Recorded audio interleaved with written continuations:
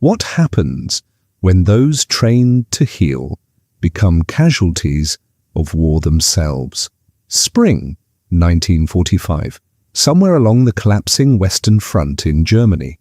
The Third Reich's final days were written not just in military defeat, but in the faces of exhausted medical personnel who had witnessed horrors beyond imagination. Among the masses of retreating German forces were women in blood-stained Red Cross uniforms, nurses who had worked without rest, without adequate supplies, and without hope. When they finally encountered American troops, their words shocked even battle-hardened GIs. "Please end our suffering," not a plea for mercy, not a cry for help, but something far more heartbreaking, a request born from months of starvation, exhaustion, and witnessing death on an industrial scale. What the American soldiers did next would challenge everything these German nurses had been told about their enemy. This is their story. By April 1945, the Wehrmacht was disintegrating across every front. But behind the retreating combat units came something often forgotten by history, the massive medical infrastructure that had sustained Germany's war machine for 6 brutal years.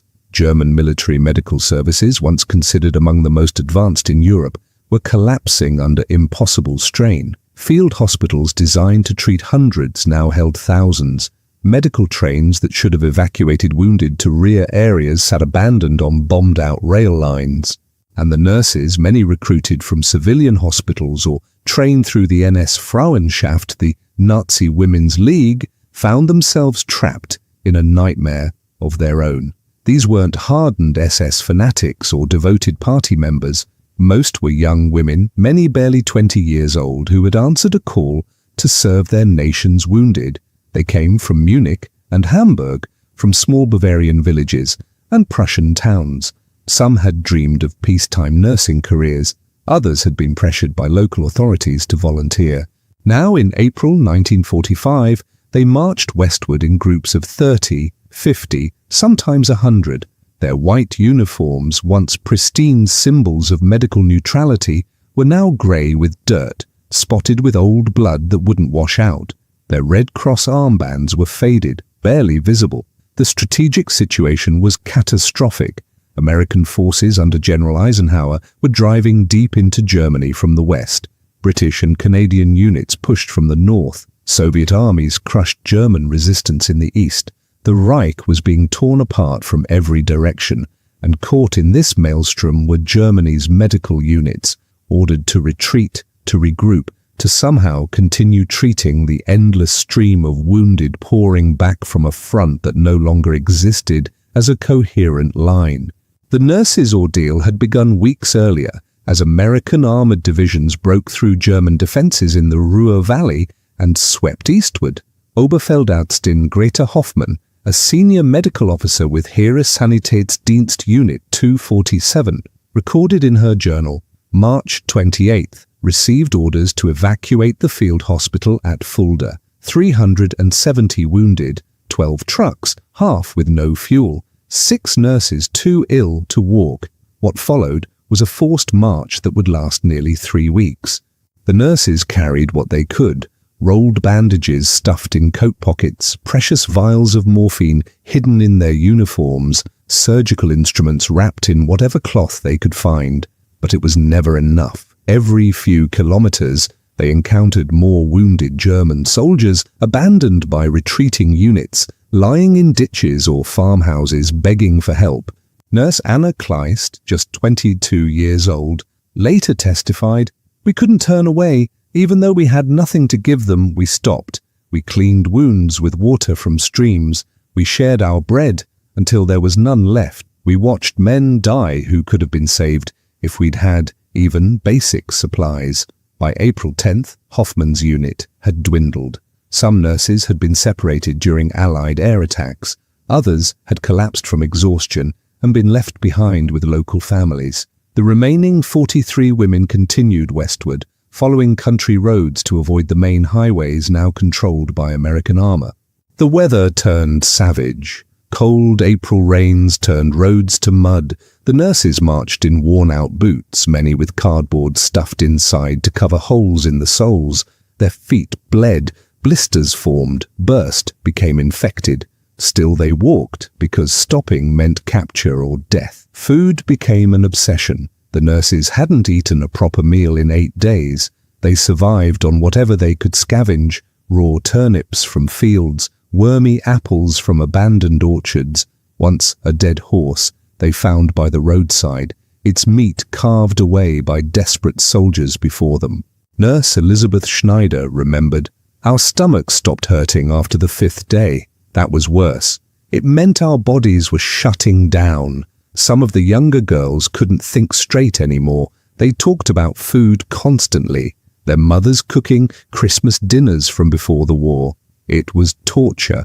By April the 18th, they heard American artillery in the distance, the distinctive crump, crump, crump of 105 mm howitzers, different from German guns.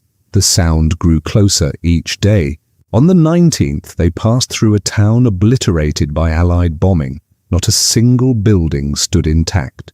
In the ruins, they found a makeshift German aid station, 5 wounded soldiers and 1 medic, out of morphine, out of bandages, out of hope. The medic, an older man named Klaus, told them, "The Americans are maybe 10 kilometers west, maybe less.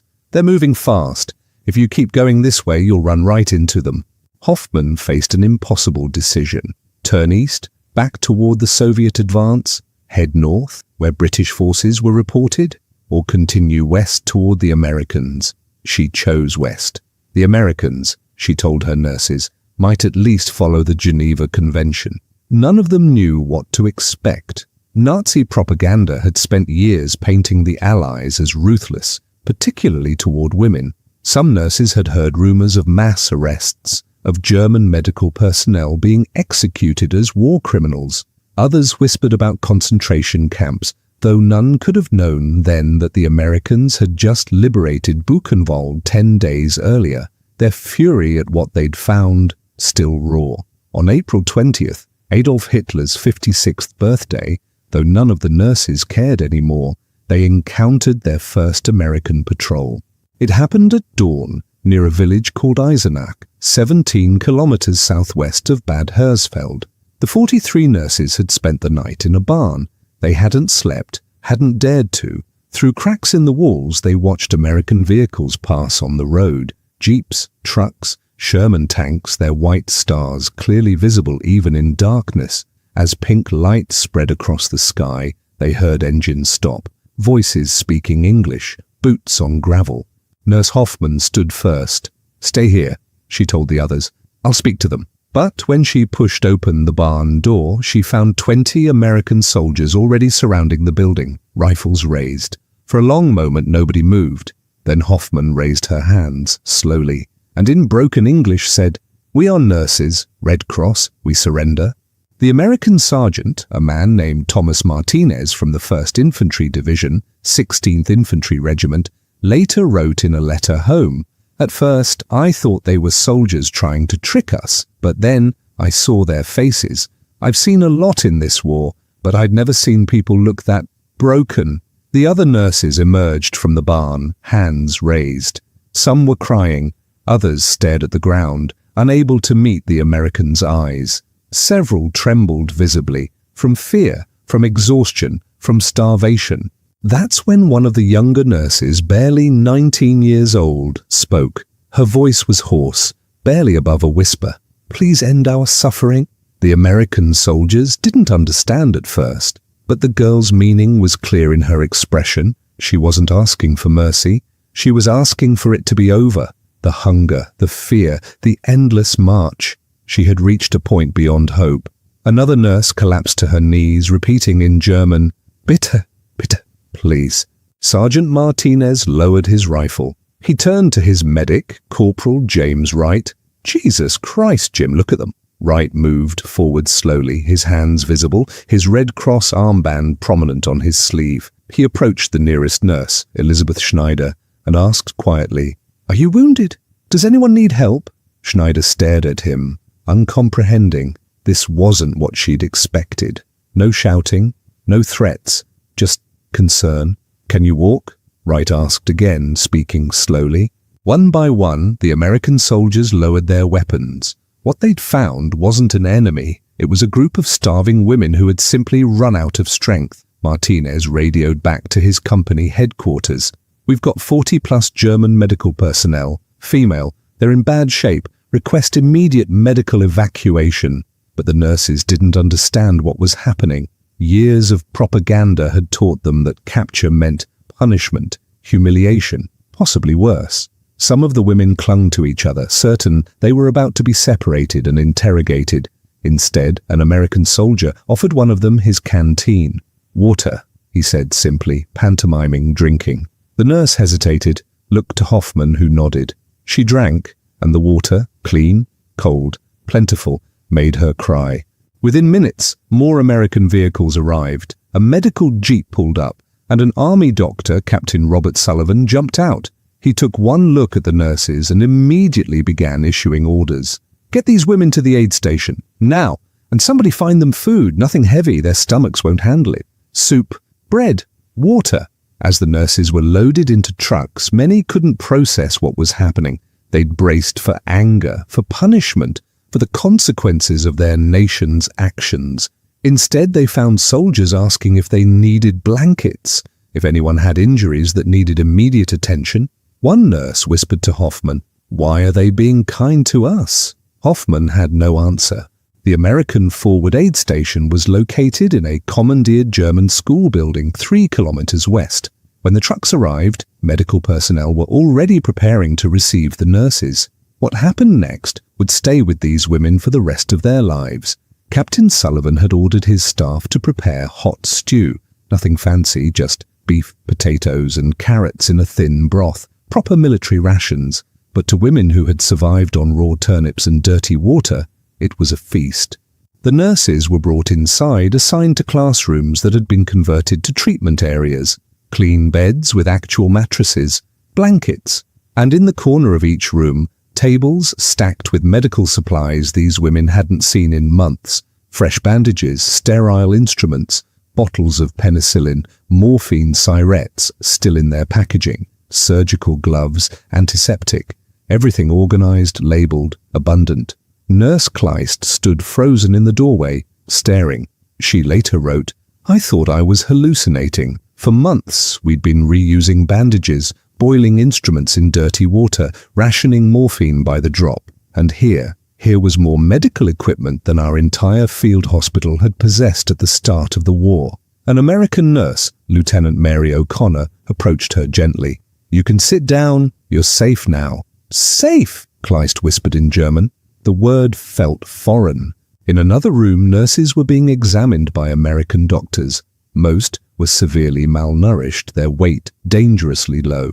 Many had untreated infections from those bleeding feet. Several showed signs of severe exhaustion, bordering on collapse. One doctor checked Schneider's pulse and blood pressure, then shook his head grimly. "How long since you've eaten?" Through a German-speaking American translator, a Jewish refugee from Berlin who had fled in 1938 and joined the US Army, Schneider answered, 8 days, maybe 9, I'm not sure anymore. Then came the moment that broke the last of their resistance. American soldiers brought in pots of hot stew and loaves of bread, real bread, freshly baked by a mobile field kitchen. The smell alone made several nurses start crying. But when the food was placed before them, many wouldn't touch it. We can't," one nurse stammered. "We're prisoners. We don't deserve—" "You're hungry," Corporal Wright interrupted. "That's all that matters. Eat." Still, several nurses hesitated, conditioned by months of propaganda and fear. Some tried to hide pieces of bread in their pockets or under their cots, certain this was all they'd receive. Lieutenant O'Connor noticed and knelt beside one of them. "You don't need to hide the food," she said through the translator. "There's more, as much as you need." That sentence, "there's more," shattered something inside these women. Nurse after nurse broke down. Some sobbed while eating their first real meal in over a week. Others ate mechanically, tears streaming down their faces, unable to process the combination of relief, guilt, and sheer disbelief. One older nurse, A woman named Margaret, who had worked in a Munich hospital before the war, looked at Captain Sullivan and asked, through the translator, "Why are you treating us like this? We're the enemy." Sullivan paused, considering his answer carefully. "You're nurses," he finally said. "You took care of wounded soldiers. That's not a crime. That's what medical personnel do." "But we're German," Margaret insisted. "And you're human beings," Sullivan replied. "That comes first."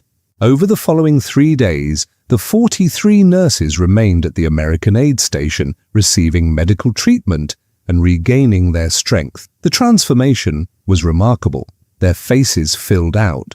The hollow look in their eyes gradually faded. They slept, truly slept, for the first time in weeks without fear of air raids or sudden orders to evacuate. American medics were surprised to discover how skilled many of these nurses were. Despite the horrific conditions they'd worked under, they knew their craft. Some had performed emergency surgeries under artillery fire, others had improvised treatments when supplies ran out. In return, the German nurses were stunned by the sheer abundance of American military medicine. One nurse, watching an American doctor casually discard a used syringe rather than boiling it for reuse, gasped, "You throw them away after one use?" "We have more," the doctor shrugged. "We had nothing," she whispered. "How did we ever think we could win this war?" On April 26th, the nurses were transferred to a larger POW processing center at Bad Nauheim, but unlike combat prisoners, they weren't held under harsh conditions. They were housed in a former German military hospital, given access to proper sanitation, regular meals, and medical care. Interviews were conducted, not interrogations, but administrative processing. Where were you from? What unit did you serve with? Did you witness any war crimes? Most of the nurses were released within 6 weeks, classified as non-combatant medical personnel. They were given papers, travel permits, and directions to refugee processing centers where they could begin searching for surviving family members. Oberfeldärztin Hoffmann returned to her home in Stuttgart to find her neighborhood destroyed by Allied bombing. Her parents had died in 1944. Her brother, a Wehrmacht soldier, was missing on the Eastern Front. Nurse Kleist went back to Kiel and eventually resumed her nursing career, working in civilian hospitals for the next 40 years. In a 1982 interview, she reflected, "Those American soldiers saved my life, not just physically, but they reminded me that humanity could still exist, even in war. I'd almost forgotten that." Nurse Schneider immigrated to the United States in 1953, married a former American GI she met through a refugee aid program, and lived in Pennsylvania until her death in 1998. She kept a small American flag on her mantle, a quiet tribute to the soldiers who showed her mercy when she expected none. Not all the stories had happy endings. Several nurses never recovered from what they'd witnessed. Some struggled with what we now call PTSD.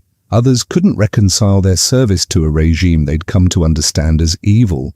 But in that barn near Eisenach on that cold April morning in 1945, 43 women learned something that propaganda had tried to erase, that even in humanity's darkest moments, compassion could still exist. The American soldiers who found them, men like Sergeant Martinez and Corporal Wright, never considered what they did as heroic.